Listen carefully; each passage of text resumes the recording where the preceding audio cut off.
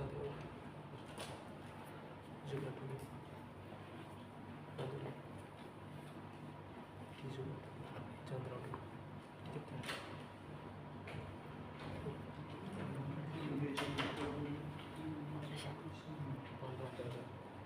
Oh iya iya. Oh maksudnya ya paham.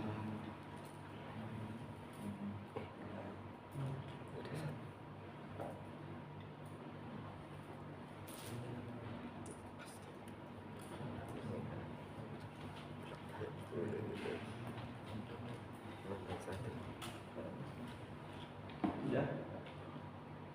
Udah belum? Udah live udah. Dari tadi? Barusan Masya Allah. Nggak apa-apa, bisa diedit. Bismillahirrahmanirrahim. Assalamualaikum warahmatullahi wabarakatuh. Waalaikumsalam warahmatullahi wabarakatuh.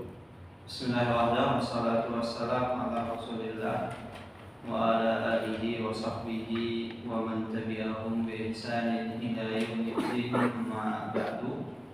Allahumma sahih sadri wa yassir li amri wa hlul 'uqdatam min lisani yafqahu qawli.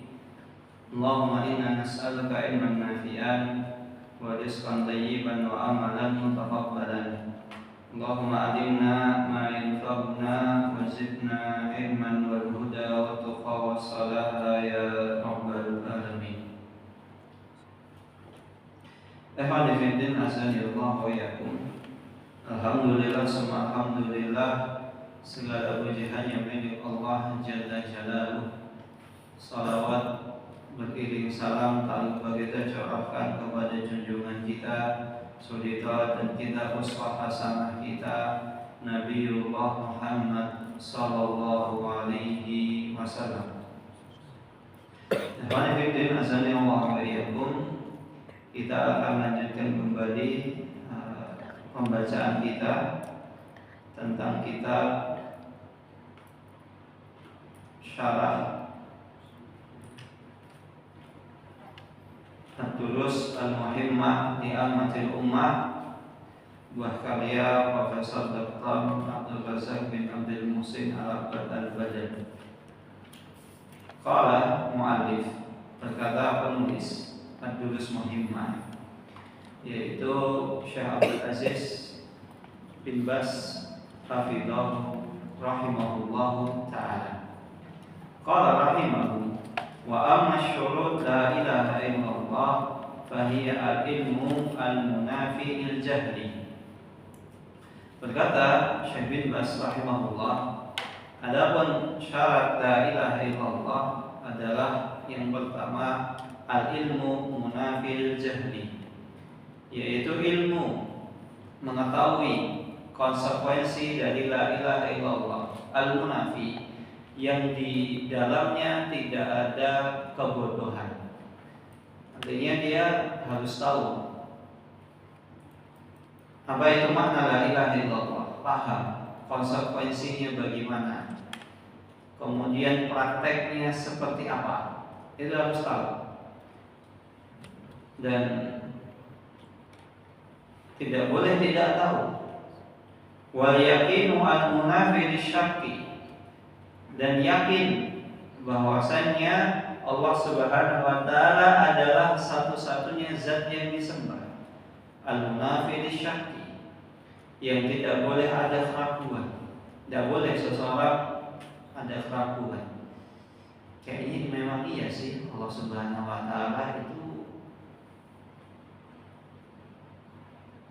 yang kita sembah. Tapi kan ada faktor X. Biasanya orang-orang barat itu punya faktor X, tapi kan ada faktor X.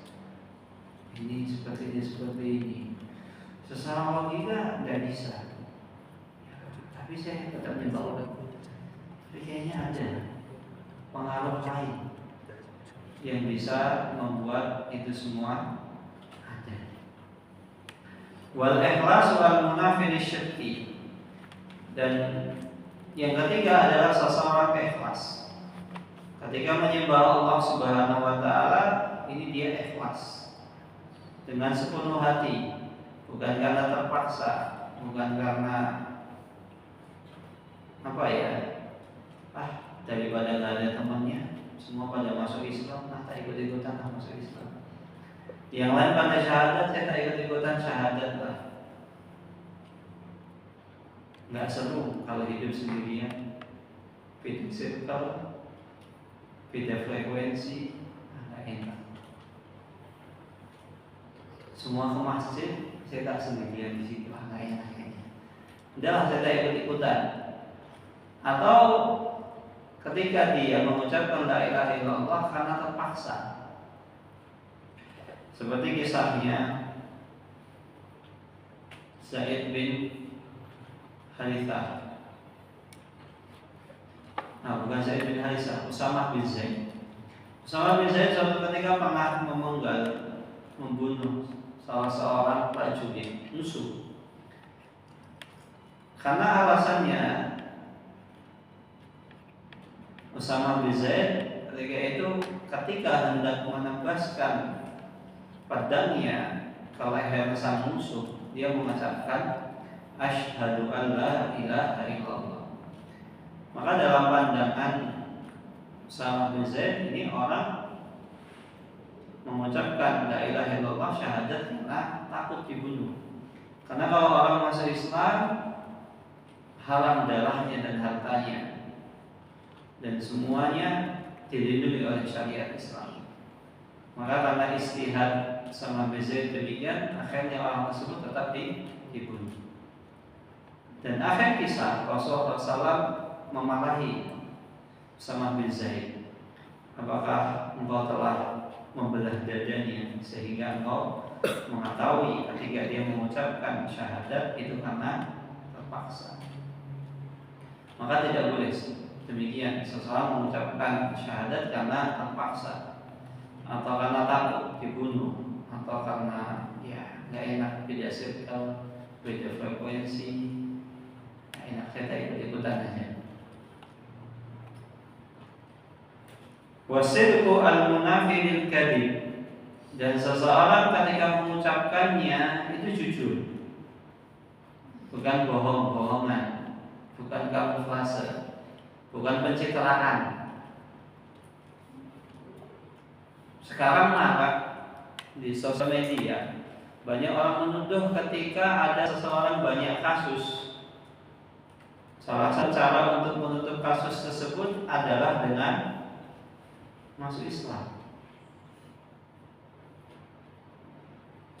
Jadi ada beberapa artis, ini bukan bermaksud untuk menghukumi artis tersebut ya. Kita sedang membicarakan fenomena saja. Ini benar secara masyarakat kita, ketika seorang misalnya ada public enemy, semua orang benci dia, dimusuhi oleh berbagai macam golongan.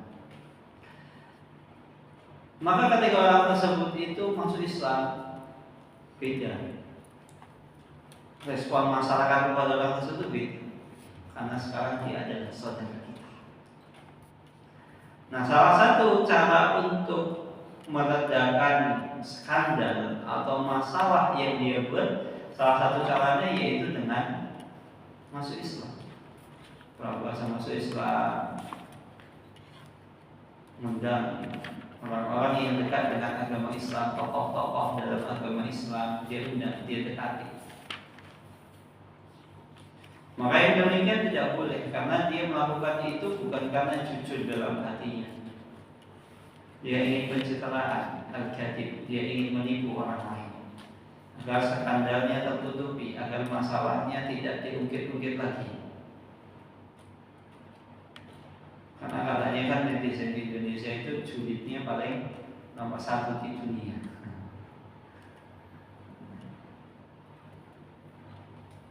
Tapi tidak boleh seseorang ketika dia mengucap syahadat ya karena pencitraan, menipu.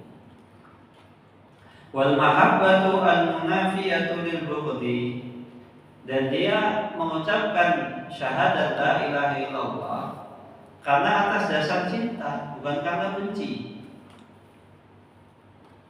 Dia benci misalnya karena ingin menjadi musuh dalam 1000. Kalau saya tidak bisa menghancurkan Islam dari luar, maka saya pura-pura untuk peduli dengan Islam. Kayaknya pura-pura cinta kepada Islam, sering membantu umat Islam, padahal dia non. Ya walaupun hukum asalnya boleh-boleh saja kita menerima bantuan dari non-muslim, hukum asalnya. Namun ketika ada indikasi bahwasanya orang tersebut dan indikasi tersebut itu kuat, misalnya dia ingin menghancurkan Islam dari mutlak, nah baru ketika itu kita tidak boleh menerima bantuan dari orang tersebut. Maka bisa jadi ada seseorang yang masuk Islam karena benci kepada Islam. Saya benci sama Islam, saya tak menghancurkan Islam dari dalam saja, karena kalau di luar sulit. Maka banyak orang ketika ingin menghancurkan Islam itu dari dalam. Karena orang zaman sekarang tahu, kalau ngajak orang terang-terangan kamu keluarlah dari Islam murtad, itu akan jadi public enemy. Orang akan banyak memusuhi. Maka saya akan merangkul Islam, mulai dengan acara-acara yang identik dengan Islam, tapi secara tidak langsung dia menghancurkan Islam dari dalam. Contohnya, sebagian orang itu menggunakan momen Ramadan itu dengan cara mengajak buka bersama. Bahkan tidak jarang terkadang buka bersama tersebut itu yang mengadakan adalah orang non-muslim, hanya non-muslim, dana dari non-muslim. Dengan apa caranya? Yaitu dengan umat Islam dilupakan dengan sholat, sehingga disibukkan setelah buka sibuk, masih ada makanan ini, ada makanan itu, sampai akhirnya lupa dan menjelang Isya baru sholat. Ya enggak terang-terangan kamu murtad enggak, atau kamu tinggal sholat nggak usah sholat. Sholat silahkan, tapi sholat sengaja diakhirkan dengan dibungkus apa? Buka bersama. Dan sebagian orang menggunakan momen Ramadan untuk menjauhkan umat Islam dari Islam itu sendiri. Na'udzubillahi min dzalik. Maka yang demikian, ketika mengucapkan la ilaha illallah ya harus atas dasar cinta, bukan karena atas dasar benci. Kemudian salah selanjutnya adalah wal inqiyadu al munafi tarki, yaitu dia patuh tunduk. Munafi yang namanya orang patuh tunduk itu jiwa-jiwa membangkang, tidak menerima syariat Islam, ya harus dia tinggalkan. Seberat apapun syariat, ya kita akui itu syariat Islam. Oh ini benar, saya belum bisa menjalaninya, tapi semoga Allah Subhanahu wa Ta'ala memudahkan saya untuk menjalaninya. Karena syariat Islam itu banyak berbicara atau bersinggungan dengan hawa nafsu manusia. Di saat seseorang itu istirahat, dipaksa untuk bangun sholat 2 rakaat pagi-pagi ketika dingin. Padahal ketika dingin, hawa sejuk, enaknya ngapain? Itu. Tapi umat Islam dipaksa untuk bangun, ambil wudhu, siram mukanya, bangun dari kamar tidurnya, berdingin-dingin, berangkat ke masjid.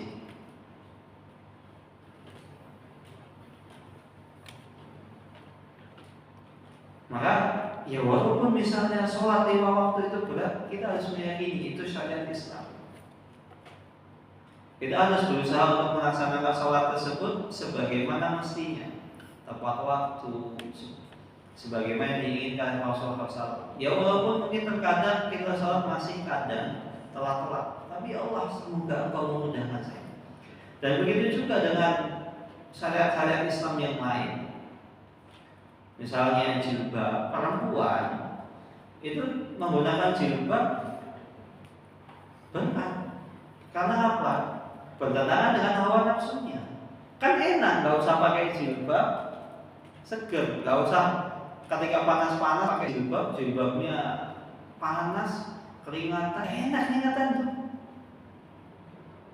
Apalagi harus suruh menutup aurat pakai baju lebar, kan enak. Ini penting kan nutup aurat, kemudian jilbabnya dililitkan, kan enak gitu. Simpel ya, padahal sebenarnya nggak simpel juga.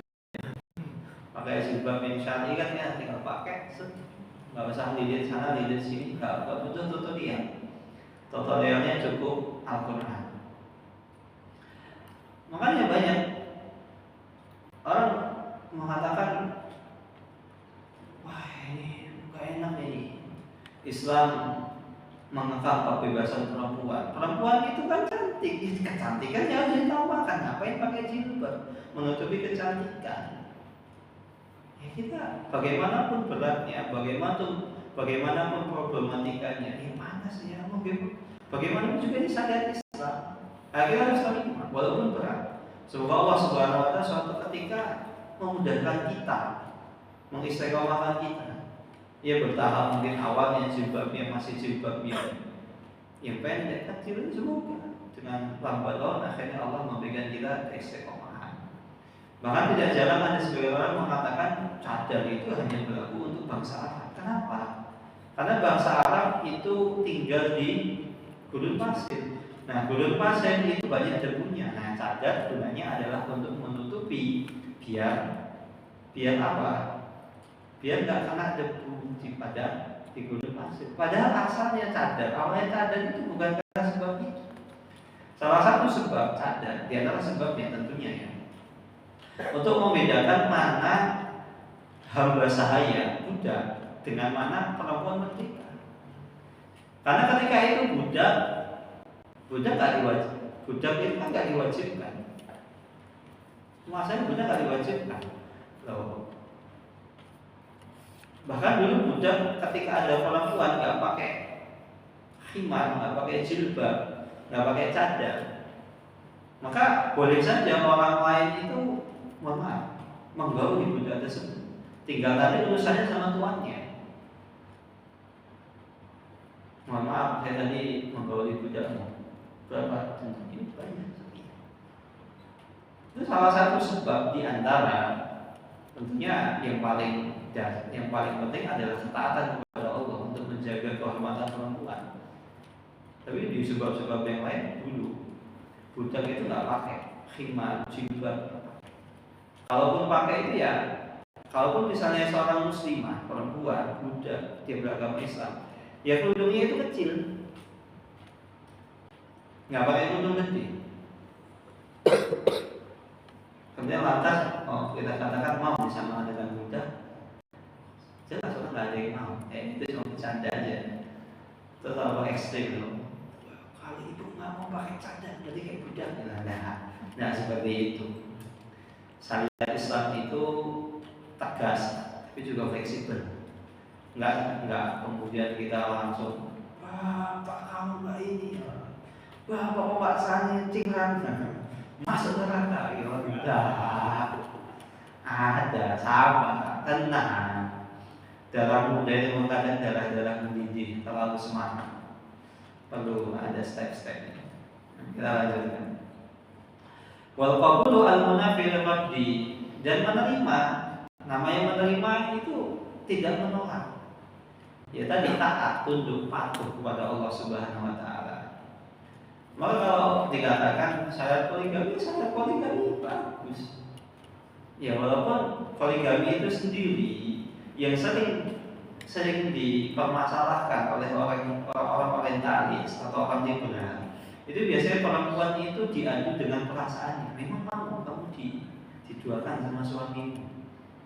Bahkan ada salah seorang dosen, itu keluar, ya orangnya pintar, terdidik, itu akhirnya murtad gara-gara apa?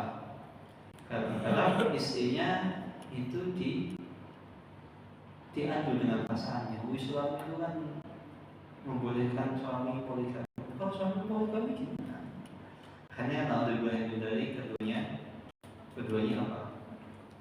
Murtad, naudzubillah. Maka ada sebagian orang begitu. Sebagian perempuan diadu dengan perasaannya, Padahal Islam ketika mengatur poligami apa? Dengan ketentuan yang sudah sedemikian rupa sehingga mati. Dan poligami itu ibadah, tapi tidak setiap orang mampu untuk beribadah. Sebagaimana haji. Haji diwajibkan nggak? Wajibkan. Untuk siapa? Iman. Apalagi poligami, nggak setiap orang. Jangan kita tidak usah berbicara tentang perasaan perempuan. Laki-laki itu tidak semuanya juga mau poligami kok. Dan kalau suaminya nggak mau poligami, bakalan jadi poligami enggak juga. Akhirnya kan banyak orang-orang yang mengadu perasaan perempuan dengan tadi syariat poligami. Padahal juga suaminya juga belum tentu poligami. Karena poligami itu kan, setiap orang itu bisa. Maka kalau seandainya seorang perempuan bertemu dengan saya poligami, katakan ini syariat. Tapi sepertinya kalau saya di poligami saya belum mampu, belum siap. Boleh nggak seperti itu? Ya sah-sah saja, boleh-boleh saja. Sebagaimana kebalikannya, ketika seorang laki-laki hendak melamar seorang perempuan, memberikan syarat. Nanti kalau saya nikah sama kamu, boleh nggak saya poligami? Boleh-boleh saja. Apakah pasti suaminya boleh? Belum tentu. Bahkan jujur, Anda punya kawan itu sejak kelas 2 SMP 2 mutawasid ya. Berarti tahun 2008 atau 2008 itu dia sudah ngomong, pokoknya nanti kalau saya nikah, saya memberikan syarat kepada istri saya, calon istri itu saya boleh poligami. Alhamdulillah, ini belum nikah. Tak tanya, nanti ketika lamaran masih ingat dulu ucapan antum ke anak apa itu? Nanti ngomong sama calon istri, saya diberikan untuk poligami. Udah tak sama kan? Apa kata istrinya? Ya silahkan. Terus tak tanya, nanti jujur aja, nanti pengen nikah lagi kan? Satu aja udah pusing, apalagi dua. Nah, tidak usah kita jauh-jauh mengadu perasaan perempuan. Bahkan orang-orang yang memang getol, belum tentu dia siap. Itu cuma hanya sebagai apa ya? Kadang laki-laki memberikan pertanyaan seperti itu hanya untuk menguji saja seberapa siap seorang perempuan itu dengan syariat Islam. Dan hal yang paling berat dijalani oleh perempuan itu adalah ketika suaminya poligami. Suaminya miskin siap, tapi ketika suaminya kaya raya poligami nggak siap. Memang ada bapak kawan itu ketika nikah, saya tanya, antum masukkan itu? Iya masukkan. Tapi kalau anak enggak. Semua pernah ditanya masalah poligami. Saya katakan ya poligami dalam Islam boleh. Tapi nggak setiap orang itu mampu, berat ya. Nah kadang perempuan itu kalau sudah diadu dengan perasaannya sulit seperti itu. Dan itu akhirnya dijadikan celah oleh orang-orang yang benci dengan Islam. Wal kufru bima yu'badu min dunillah, dan dia mengingkari atas apa yang diibadahi selain Allah. Artinya peribadah selain Allah itu semuanya syirik, itu tidak benar. Ini akidah yang harus kita pegang. Wa qad jumi'at fil baitainil atiyah ini, dan telah dikumpulkan syarat-syarat la ilaha illallah, bukan syarat poligami ya, dalam sebuah bait yang ringkas, dua bait, yaitu ilmun yakinun wa ikhlasun wa sidqu kama mahabbatin wa inqiyadin wal qabul laha. Pertama, ilmu tidak sebatas ilmu, yakin, ikhlas, sidqu kama mahabbah, jujur, didasari rasa cinta, wal qabul laha, dan menerima syariat Islam tersebut. Wazida taminu hal kufran minka bima siwal ilahu minal asya'i qad alha. Dan ditambah syarat yang ke-8 adalah al-kufran, apa itu? Mengingkari apa yang diibadahi selain Allah, minal asya', dan apapun yang masuk dalam perkara ibadah qad alha, yang mana orang tersebut atau sesembahan tersebut itu dianggap sebagai sesembahan oleh orang lain. Qala Qala rahimahullah, wa amma syurut la ilaha illallah wa dzakara wa hiya thamaniyatu syurut. Kata Syekh Abdul Razak, Syekh bin Baz mengatakan bahwasanya syarat la ilaha illallah itu ada 8.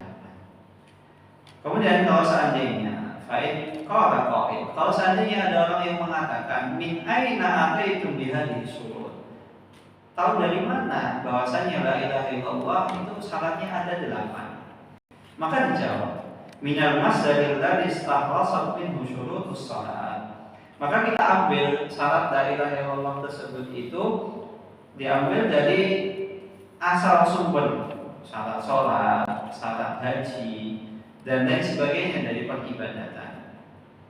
Fakama anna shalat, sebagaimana salat itu memiliki syarat, la tuqbalu illa biha. Yang mana salat tersebut itu memiliki syarat yang mana salat tersebut tidak bakal diterima kecuali dengan syarat tadi. Wal hajju, begitu juga dengan haji, dia memiliki syarat yang mana seseorang hajinya dianggap tidak sah kalau tidak terpenuhi syarat tadi. Wa zakat, begitu juga dengan zakat, yang mana zakat itu dia memiliki persyaratan yang mana orang yang menunaikan zakatnya tidak akan sah kecuali syaratnya terpenuhi. Sebagaimana minat taat la tuqbalu illa bi syurutiha, sebagaimana ketaatan lainnya itu tidak diterima kecuali dengan terpenuhi syarat tadi. Fakadzalika la ilaha illallah, maka begitu pula dengan la ilaha illallah, la tuqbalu min qailiha illa bi syurutiha. Seseorang yang mengucapkan la ilaha illallah tidak akan diterima oleh Allah Subhanahu wa taala kecuali terpenuhi syaratnya. Wa hiya syurutun ulimat bistiqra'i wa tatabu'i li kalamillah. Yang mana syarat-syarat tersebut itu bisa kita ketahui dengan kita bil istiqra'. Apa itu istiqra'? Dengan kita membaca. Baca apa? Al-Quran. Di Al-Quran secara tidak langsung Allah Subhanahu wa taala telah memberikan clue, mengindikasikan bahwasanya seseorang yang beragama Islam tidak diterima kecuali dengan syarat-syarat tersebut. Wa tatabu, dan begitu juga memahami, mentadaburi sabda-sabda Nabi Muhammad, firman Allah Subhanahu wa taala, dan begitu pula sabda Nabi Muhammad sallallahu alaihi wasallam. Kemudian ada sebuah kisah. Dikatakan kepada Wahab bin Munabbih, dia adalah salah seorang tabi'in. Dikatakan kepada Imam Wahab bin Munabbih, "Alaysa la ilaha illallah miftahul jannah." Wahai Imam Wahab bin Munabbih, bukankah la ilaha illallah adalah kunci seseorang untuk masuk surga? Maka Imam Wahab bin Munabbih mengatakan, Tentu saja la ilaha illallah adalah kunci untuk masuk surga. Namun laisa miftahun illa lahu asnan. Namun bukankah pintu tersebut itu memiliki gigi? Apa itu gigi? Ya, kunci. Bukankah kunci tersebut itu memiliki gigi? Jadi gigi, sebagaimana ini kunci motor itu kan tidak mungkin ini cuma lurus. Ini ada gigi-giginya. Yang mana gigi-gigi ini akhirnya bisa membedakan ini kunci motor yang mana. Begitu juga pintu. Pintu itu kan ada ada giginya, ada geriginya. Beda sedikit saja itu pintu tidak akan bisa terbuka. Fa'in jitta bimiftahin lahu asnanun futihat. Kalau seandainya engkau datang untuk membuka sebuah pintu dengan membawa kunci, yang mana kunci tersebut itu memiliki gerigi, maka insya Allah pintu tadi akan terbuka. Wa illa lam yuftah lak. Berbeda kalau seandainya engkau membawa kunci yang tidak bergerigi atau salah kunci, sama-sama bawa kunci saja, pintu nggak bisa terbuka. Maka kuncinya ya harus benar, geriginya ya harus benar.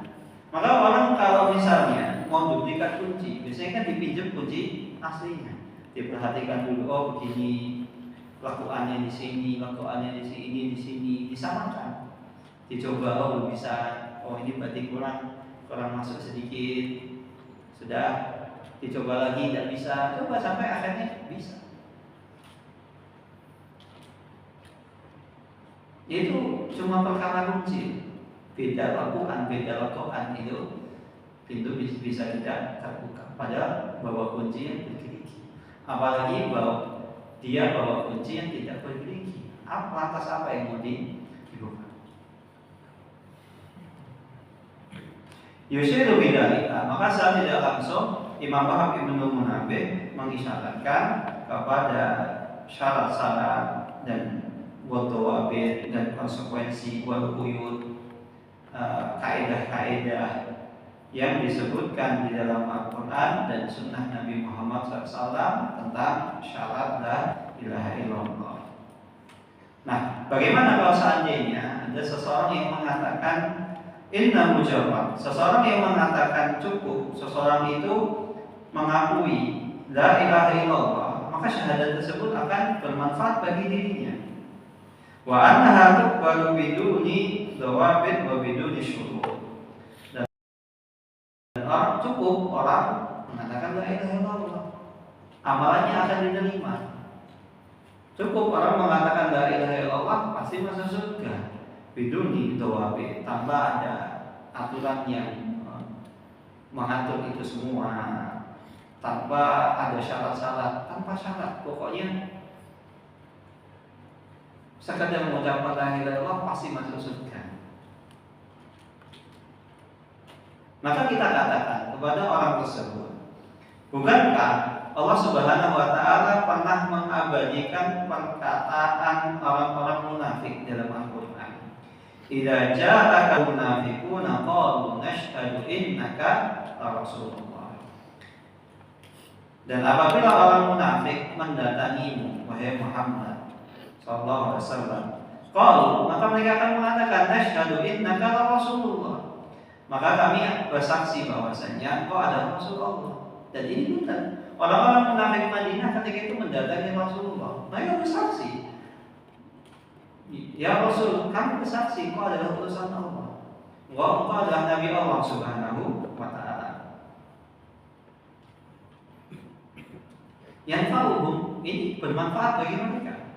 Wa kadzalika qauluhum, begitu juga perkataan mereka, perkataan orang-orang munafik ketika ketika ia bertemu dengan orang-orang yang beriman, maka mereka mengatakan amanna.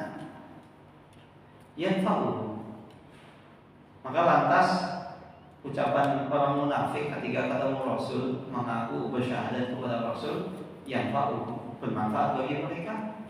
Wala yaqulu bidzalika qa'il. Ya ada seorang pun ulama yang mengatakan ucapan orang munafik di hadapan Rasulullah itu bermanfaat. Persaksian mereka bermanfaat. Begitu juga persaksian mereka di kalangan sahabat. Ketika kumpul, ketika ketemu dengan para sahabat, mengatakan kami beriman, kami bersama kalian, kami bersama barisan kalian, kami beriman. Tidak ada satu orang yang mengatakan imannya, ucapan orang munafik itu bermanfaat. Sampai pun orang munafik sekalipun, orang berada zaman kan nggak ada yang berani mengatakan itu. Abdullah bin Ubay bin Salul Islam nggak ada, orang liberal nggak berani. Maka saya tidak langsung ini kan mengakui, sekadar ucapan itu tidak bermanfaat. Maka la ilaha illallah la tuqbalu min qailiha bi mujarradin nutqi. Maka ucapan la ilaha illallah itu tidak bisa diterima hanya sekadar seseorang itu mengucapkannya saja. Bal la budda min al-ityan bi syurutiha wa tawabitiha al-mustamadati min al-kitab wa sunnah. Maka harus seseorang itu mendatangkan syarat-syarat la ilaha illallah, dawabitnya, konsekuensinya, aturannya seperti apa. Yang mana aturan tersebut itu diambil dari Al-Quran dan hadis Nabi. Dalam sebuah hadis datang Jara ayat Hasan al-Basri dikatakan kepada Hasan al-Basri rahimahullahu taala, inna nasan yaqulun, sesungguhnya banyak di antara manusia mengatakan man qala la ilaha illallah dakhala al-jannah. Banyak orang yang mengatakan, wahai Hasan al-Basri, banyak orang yang mengatakan barang siapa yang mengucapkan la ilaha illallah maka pasti dia masuk surga. Maka apa kata Hasan al-Basri? Man qala la ilaha illallah fa'adda haqqaha wa fardhaha dakhala al-jannah. Maka apa kata Hasan al-Basri? Barang siapa yang mengucapkan tiada sesembahan yang berhak disembah selain Allah, artinya sesembahan yang hak itu hanya Allah. Fa'adda haqqaha, kemudian dia memenuhi hak-haknya, konsekuensinya, wa fardhaha, dan apa yang Allah Subhanahu wa taala minta dari konsekuensi tersebut, dakhala jannah, maka pasti dia masuk surga. Ini membuktikan bahwasanya la ilaha illallah itu memiliki konsekuensi dan syarat. Artinya ada SK yang berlaku, syarat dan ketentuan yang berlaku. Dan bisa seseorang sekedar mengucapkan la ilaha illallah kemudian diterima, amal ibadahnya diterima. Dan bisa, harus ada syarat dan ketentuan. Sebagaimana sholat itu memiliki syarat dan ketentuan, puasa demikian, bayar zakat juga demikian. Wallahu ta'ala a'lam bishawab. Ini yang bisa disampaikan, kurang lebihnya mohon maaf. Assalamualaikum warahmatullahi wabarakatuh. Ada pertanyaan di sini? Silakan saja.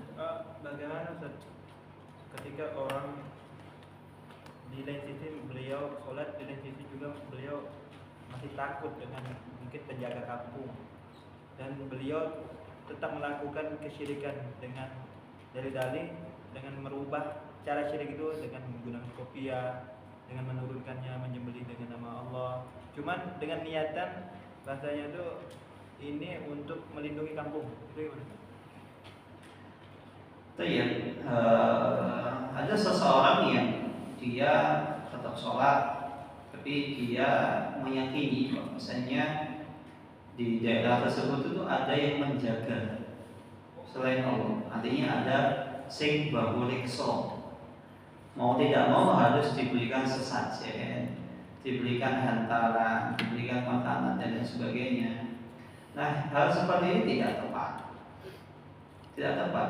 Karena takut yang ada pada dirinya itu tidak didasari sesuatu yang benar. Tidak ada bukti secara, ini kita bicara lagi, tidak ada bukti empiris. Orang kalau nggak mengalami sesaji akan celaka, tidak ada. Yang ada orang yang tidak taat kepada Allah celaka. Ini hanya ketakutan yang dibuat-buat saja. Tidak ada orang misalnya nggak ngasih sesajen kemudian celaka, tidak ada. Seperti itu tidak tepat. Itu ketakutan yang tidak dibenarkan oleh syariat.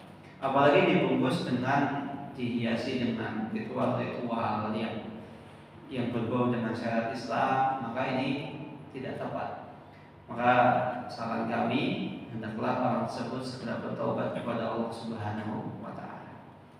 Karena itu adalah amalan yang tidak tepat. Takut yang dia landasi tersebut adalah takut yang salah, bukan takut yang benar. Kecuali kalau misalnya orang takut yang wajar, takut kepada kegelapan, wajar orang takut kepada kegelapan. Karena apa? Bisa jadi nanti ada orang yang menciderai, orang yang melukai dirinya, atau takut kepada hewan buas. Itu suatu hal yang wajar, normal. Semua orang takut kepada singa.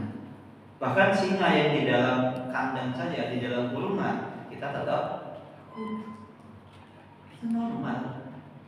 Tapi takut kepada zat-zat selain Allah Subhanahu wa taala itu adalah takut yang tidak dibenarkan oleh syariat. Allah taala alam bisawab.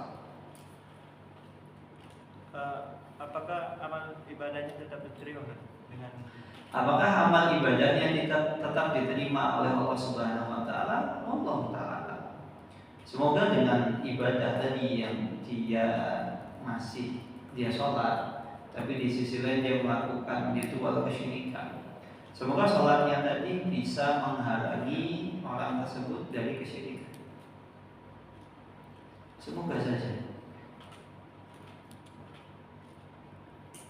Wallahu ta'ala. Kita tetap dengan dakwah majelis. Subhanallahumma wa bihamdika asyhadu an la ilaha illa anta astaghfiruka wa atubu ilaik. Assalamualaikum warahmatullahi wabarakatuh. Waalaikumsalam warahmatullahi wabarakatuh.